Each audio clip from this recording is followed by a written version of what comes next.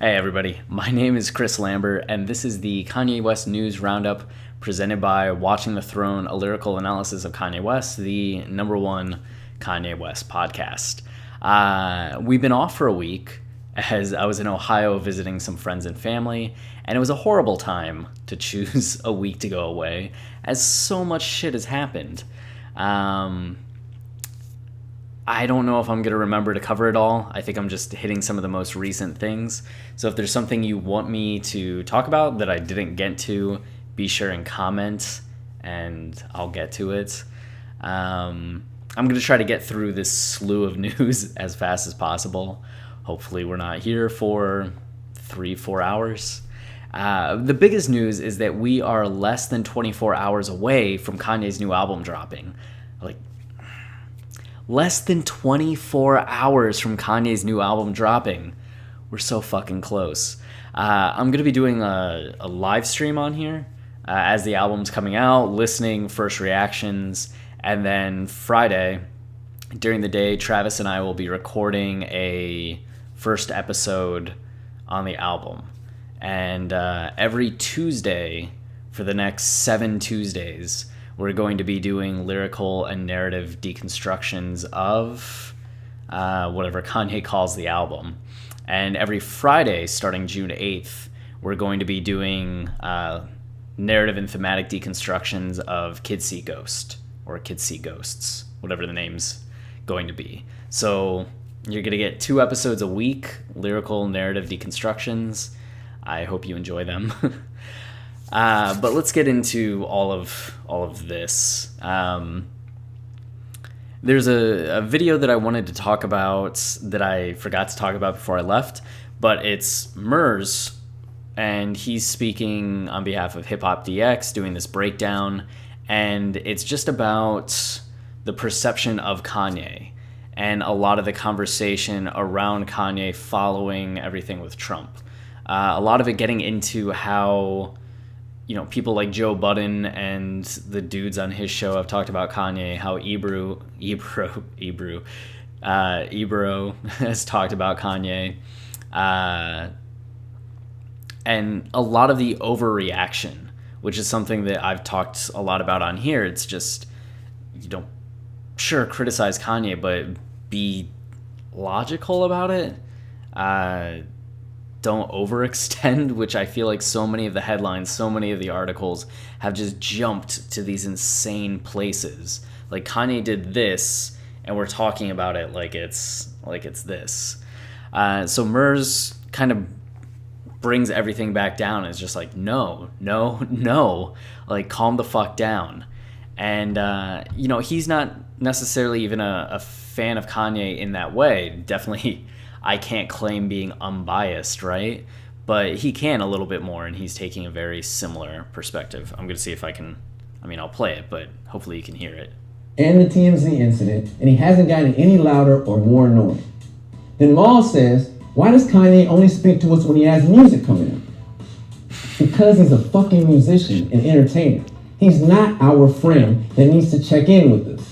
This is his job, and when he's off the clock, he's off the clock. Yeah. He clocks in and gets crazy, expresses himself, because that's his job, to entertain and engage the public. You have to use your discernment to figure out what's real and what's fake, and whether you want to tune in or not. This rap shit has been pro wrestling basically since the inception. Everybody is putting on a show to some extent. If Ye doesn't have a match coming up, then what's the point of getting us all riled up? But right now, he's on the verge of his own personal WrestleMania. So of course he's gonna go super hard. I have a problem with... Yeah. So I definitely recommend watching this video if you want a more nuanced counterbalance to a lot of the shit that's been put out there. I think a good sampling of everything, like positive and negative, is good for the perspective. And this is one of the few videos that's kind of giving more of the balanced looks at everything. So there's that. Kanye is hosting an album listening event in Wyoming, and on social media some invites have been sent out. That's what they look like. And people have been sharing that they've been getting them. Congratulations. I think goes to Team Kanye Daily for getting an invite and being able to go out to Wyoming to be part of the party, which is cool. This is the first time that they're going to get to be in person with Kanye since a few years back when Kim and Kanye flew them out as a thank you and meet and greet. So it's cool to see all of their work rewarded. But that's just 24 hours away because the new fucking album is less than 24 hours. Holy shit. Speaking of shit, Bobby Brown wants to slap Kanye West for using photo of Whitney Houston's drug-strewn bathroom. Karen Mizoguchi, I just think it's funny that Bobby Brown is saying that something should happen to Kanye. He's already crazy. I knew that when I first met him. Now he's pushing the bar a little bit. He needs somebody to slap him up or something, and I'm just the person to do it. It's just, the irony is insane to me that this is a guy that like beat and assaulted Whitney Houston for years, and yet Kanye uses this photo and he's the one that's like getting tough about everything. It's like, check yourself first. I mean, I'm sure it's been years and he probably had some making up with Whitney, but still at the same time, you think with his history that he would be like, oh, maybe I should be the one speaking up about hitting someone in relation to being angry about Whitney Houston. Absurd. But that gets into Whitney Houston's estate slams Kanye West for using photo of late singer's bathroom. And I think if you're watching this, you probably know the context is that Kanye used the photo of Whitney Houston's bathroom in the hotel where she had committed suicide, or not committed suicide, but where she had died, and they think it was maybe from drug abuse. And Kanye using this photo has been very controversial in the way that so much of what Kanye does is. So I know there were people on Twitter that were saying that they were waiting to see if Houston's family were upset, if the estate was upset, or if they understood maybe the artistic intent of having an album released by a self-proclaimed drug dealer and then showing the celebrity that passed away due to an addiction to drugs. And what contrast, juxtaposition is there between that image and what's being said on the album and how we feel about that. I feel like that gets into a lot of the duality of celebrity that Kanye often looks at, and the fact that celebrity isn't everything that you think it is. Having that level of wealth isn't everything that you think it is. But then also that what this artist has earned through selling drugs, like there's actually real world impact and real world consequences that have been profound, that people have an emotional reaction to this. And it's funny because so many people wouldn't even think about it, wouldn't be bothered by it until Kanye shoves it into their face. And as soon as they're now made aware of it, they're crying out like, how dare he, how dare he, how dare he. But yet they have no problem with the glorification of drug culture on every other album. It's only when that drug culture is then shown the consequences of that people are saying Kanye went too far by using the photo. Not that we really do have a problem in this country and should address it, any of that. It's just, how dare Kanye make us look at the fact that we have a problem. Interesting. And that, I mean, I do think there's still criticisms to level at it, in the sense that, there's the art and the message in and of itself, but then there's also the people that are affected or hurt. And you see that one of the cousins from the estates, Houston's cousin Damon Elliott, told People magazine that the usage of the image was hurtful. He said he found out when his daughter called him in a panic. She sent me this picture from the album cover, and I immediately got sick to my stomach because it took me right back to 6 years ago. To do something for a publicity stunt to sell records, it's absolutely disgusting. It hurt my family and my daughter. It's petty, it's tacky. I've watched the train wreck happening, but I didn't think it'd go this far in invading someone's family privacy. But then, to the artistic end, the article goes on, Houston's nephew, Gary Michael Houston, said that the anger has been misplaced. Fans should be upset with the unnamed family member who took the 2006 photo that later appeared in the National Enquirer. Not to be divisive, but I'm of a different mindset when it comes to situations like this. People automatically look to people like Pusha T and Kanye West and try to place blame or say they have ill or malicious intent in order to gain publicity. But I get it. I get the correlation, sans my ants, but the photo itself. And I actually love the album. Bottom line, they are artists, and in this day and age, if they can afford to pay someone for usage of that photograph in order to convey a visual message to accompany their musicianship, then so be it. So I think that's kind of fascinating to see people that are part of the family even have two ends of the spectrum. And I think it shows one of the truths of the world is that anything that you do, there's going to be people that say that, no, that's not a good way of doing it. And there's going to be people that are understanding of it. We're seeing it in politics. We see it with movies. I mean, there's people that are going to watch this video and be like, this sucks. This guy's bad at this. Like, he shouldn't be doing it this way. He should be doing this, this, and this. And there's going to be people that think, how informative, hopefully they're these people. I'm engaged, entertained, keep doing it. You can't please everybody. And I think that's one of the things that Kanye, just as an artist, kind of reinforces, is the fact that you just have to believe in yourself and believe in what you're doing, and people are going to connect with that. Is it going to be a large number of people? Who knows? Will you get a Kanye? What was that face? Who knows? Is it going to be a Kanye-sized audience? Maybe not all the time, but are you going to connect with people over time and really find something? I think so. As long as you're being authentic to how you feel and ready to have those conversations, ready to just put something out there in the world and create and iterates and creates and iterates. So, I don't know, maybe that's a weird lesson to take from the Houston family being mad at the Daytona cover image, but it's a thing I find interesting. Here's a High Snobiety article. Douglas Greenwood, have Pusha T and Kanye West slyly switched up album promotion.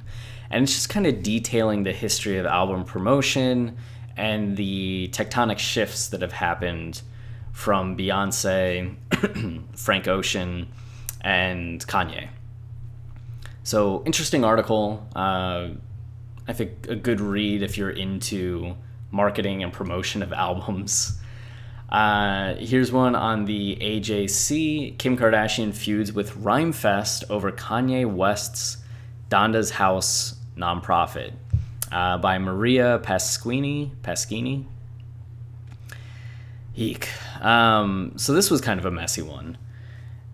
Rhymefest had tweeted out, "I'm asking Drake to help the part of Chicago Kanye has abandoned. Please contact Donda's House." And this is on May 26th, which I believe was right after...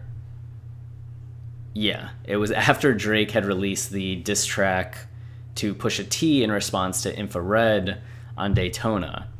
And Rhymefest comes out with this, trying to get Drake on his side. And shit just got wild from there. Kim went on a tirade against Rhymefest and really tore into him, calling him out, saying that she's going to take Donda's House, that he's been mismanaging it, that's why Kanye hasn't been involved. She just really went in on him and said, "I apologize to my timeline who might not know who Rhymefest is," which started a huge backlash on Kim. There were people, as we were just talking about with the Daytona image, There were people that were praising what Kim did, and of course there were people saying that she doesn't know enough about the situation, she was missing these parts. People don't know who Rhymefest is. Well, Rhymefest's the guy that wrote Jesus Walks. That was a big talking point, where he wrote a version of Jesus Walks, but Kanye made an improved version of Jesus Walks with immense lyric changes. But that's a whole other thing. I do think Rhymefest's response to Kim was pretty good. He wrote this long letter. I don't care if no one on your timeline knows who I am. The people in my community and my city do, and that's what truly matters to me. Good shot right back. Your husband and I have been in correspondence for the last 2 months, which, as you stated, even you saw me in the studio recently. Kanye asked me if I would come help him with his album again. I wasn't seeking Kanye, he was seeking me. I spoke to your husband about peace and balance, as well as about the work that we have been doing in Chicago regarding Donda's house. He was more interested in his record. Makes sense. He brought Rhymefest out to help with the album, and I'm sure that there's a time and a place to have that conversation, but maybe that wasn't it. It reminds me of in high school, I was a sophomore and was sitting on the bench during a varsity game, because I'd sometimes get in varsity soccer games. And in the middle of the game, I just asked the head coach, a very gruff Italian man, how I could improve my throw-ins. And the dude just stares at me like, Lambert, now is not the time. Sit the fuck down. I had gotten up off the bench and walked up to him. I was like, Coach, how can I improve my throw-ins? Like, not the time or place. The next day at practice, he brought me over and was like, here's how we improve your throw-ins. But at the time, like, he was not happy.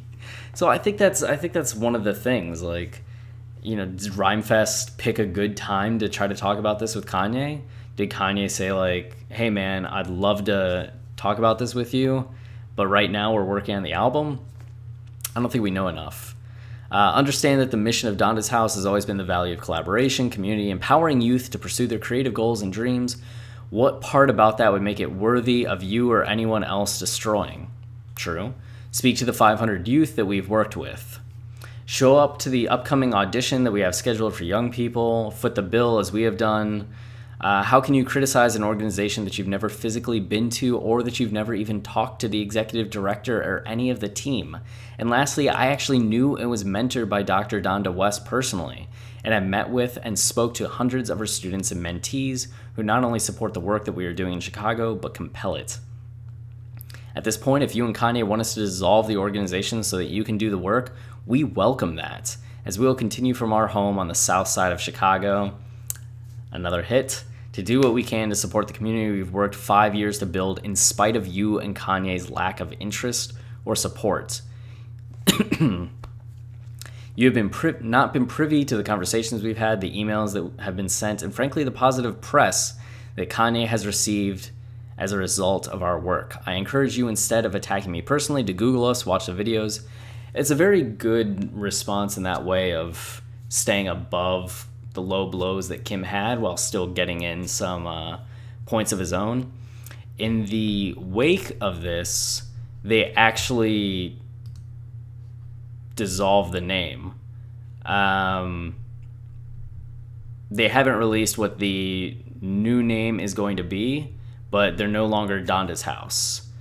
This has been an incredibly difficult decision, but the social media quotes from Kim Kardashian West, as well as the expressed interest of her family running the organization, has brought us to this decision. This situation gets a little weirder.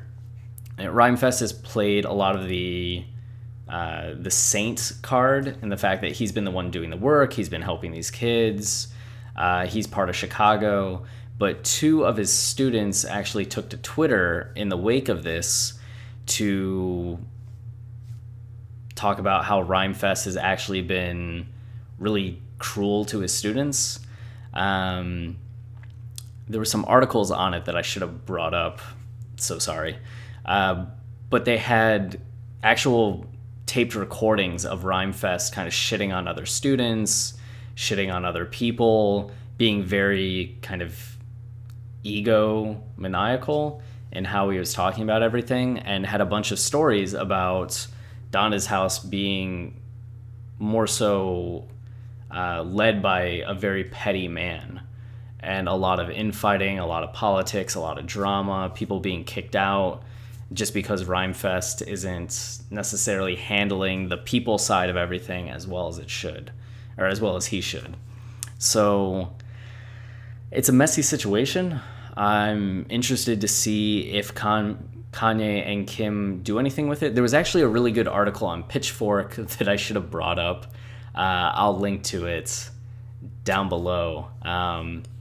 But it talked a little bit about the history of Donda's house and the fact that, and the history of Kanye working with his foundations and charities. There was the Kanye West Foundation, and it seems like Kanye wasn't actually providing a lot of financial support for that. That Donda was doing some of the work behind the scenes there, especially within a movement called Loop Dreams. Yeah. That was about helping secure scholarships for kids or school retention. And apparently there's some connection between that and Donda's house, but that Kanye never really supported his foundation, which closed after Donda's passing, and then was never really supporting Donda's house. So a lot of people are wondering how much Kanye has really done philanthropically up to this point. Though I do wonder if the other side of the conversation is how much does Kanye need to do philanthropically, or what does he think he's doing via putting out his music, via trying to get Yeezy to be this huge thing. Like, is it more important that Kanye has this huge Yeezy factory that's employing 2,000 people, or is it more important that he's providing some scholarships or arts activities in Chicago? And the best answer would be both. Can he do both? Can't he do both? Doesn't he have the money to do both? And I guess I don't have the answers to that, but I think it's going to be an interesting conversation moving forward. How much does he get by on being the artist that he is and providing the inspiration that he's already provided, versus how much does he need to, as somebody with his wealth and with his power, be giving back and taking the time or having the resources to give and provide and actually doing something more tangibly specific in the realm of charity. And we'll see. We shall see. Almost done. A few more. What is this? 23 minutes? Good. Making good time. Are Kanye West and Adidas increasing production of upcoming Yeezy sneaker to millions of pairs? Article by Zach Schlemmer. And it gets into a Yeezy Mafia tweet. Kanye West and Adidas just took the Yeezy Boost production to another level. We confirm that there will be millions pairs of Yeezy Boost 350 V2 Cream White available in a long online release next July. That would be kind of the first major non-limited release of a Yeezy V2, 350 V2. So that'd be actually pretty huge, and could be in line with the fact that Kanye's building a new Yeezy factory, getting ready to ramp up production. This could be the first test of that, to see how many people are going to buy, what should he be doing with a Yeezy specific factory that can put out more product. Cool. I'm excited. I want to get a pair. Hopefully we can all get pairs, you know? Would that be the dream? But then the question is, if we all have pairs of V2s, are they that special anymore? Let's see. XXL, Peter A. Barry, Drake may have a version of Nice for What with Kanye West. On May 29th, Drake once again found himself atop the Billboard Hot 100 when his Murda Beats produced new single Nice for What reclaimed the #1 spot. But what's kind of crazy, Ebro was saying, I'm told when Drake left Wyoming or wherever, he started calling around looking for beats. He was calling people looking for beats, like, yo, I need some records. And people was like, in the producer world, you just left Kanye. And yes, there's supposedly, Kanye was supposed to be on Nice for What, or there's a version of Nice for What with Kanye that we may never hear. Kind of crazy if we would have gotten a hit Drake song that had Kanye on it that was produced by Kanye. And it makes you wonder, a lot of the question following the Pusha T Drake beef that's been going on is what happened in the studio just like 2 months ago when Drake was in the studio with Kanye in Wyoming. You know, was it productive, friendly? Like, everybody was pretty hyped that we were going to get Drake's participation on a new Kanye album, whether that's in the form of a guest feature or just helping out. Now though, who knows? With Duppy Freestyle having come out, with Pusha's Adito response coming out, you know, where's Kanye stand with Drake? Is he gonna scrap everything that Drake was a part of? Is he still gonna use it anyway? Drake lives across the street from Kanye. Are they still going to be friendly neighbors, or is shit really going to hit the fan? Makes me very curious about what happened in Wyoming between them and what's currently going on between them following all the fallout from Daytona. It would be nice to hear Nice for What with Kanye, but on the other hand, we're less than 24 hours from a new Kanye CD, so who the fuck cares?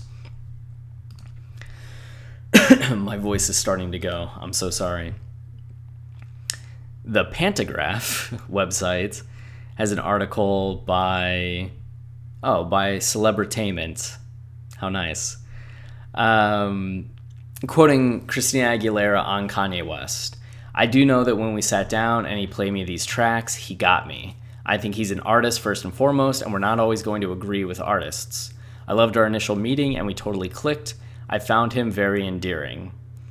So, Christina continues to be wavy. That's cool to see. The people from the Governor's Ball talk about... I like that it's an interview with the guys from the Governor's Ball, and yet instead of leading with that, they just lead with what it was really like to book Kanye West. Like, you have to force Kanye into the headline, even though the article only mentions him right here. That the interview covers a lot of other things, but you just focus on Kanye. What has been your favorite artist moment ever? Kanye West in 2013. It was the first year the festival went big, and he was the first bona fide global superstar to perform. On top of that, it was his first solo headline show in New York in 5 years, and the set took place the week that Yeezus came out. I largely consider this to be the set that put Gov Ball on the international festival map. Nice. Picture Kim shared of the family in Wyoming. I don't know how much North and Saints and Little Baby Shy have been in Wyoming to this point. I knew Kim was going out there a lot, but not sure if the kids were. So it was kind of cool just to get to see Kanye be so happy with the kids going around Wyoming. I like it. And that will do it for this episode. Just a reminder that the Yeezus book comes out in a little over 2 weeks. It's a narrative, thematic, sonic deconstruction of the Yeezus album. You're getting work from Travis and I of Watching the Throne, Martin Connor from Rap Analysis, and Donald Martin from The Most Unruly. It's not only an academic deconstruction that's fun, you know, we're fun people, we're fun writers, but a coffee table book that's going to have cool art, cool layouts, a lot of neat things. It's a collector's item, but also something that's going to change the way that you listen to Yeezus and Kanye in general. So I hope you support us by getting it. That would be very nice. You can pre-order it on King Shot's websites. And we also have some Kanye-inspired t-shirts available. One of Hold My Liquor, and then 2 of Runaway. One with white writing and one with green writing. And the colors of the shirts, there are a lot of options, as you can see. So that's another way if you want to help us out a little bit. Otherwise, listening to the podcast on iTunes, Spotify, Stitcher, TuneIn, Castbox, all of those places, or following us on Twitter at Kanye Podcast, where we have pretty much a 24-hour Kanye conversation going on with Kanye fans from all over the world. And I think that's it for now. Patreon. You can subscribe and support us on Patreon if you want. But, if you have other things that you want us to talk about, like the Daytona album or things like that, let me know. I'll do a video on that. Otherwise, tomorrow night, as the album comes out, I'll be doing a live streaming, first listen, conversation. We'll talk. It'll be awesome. Now I'm going to get some water and let my throat rest. But thanks for watching. Appreciate the time. Cheers.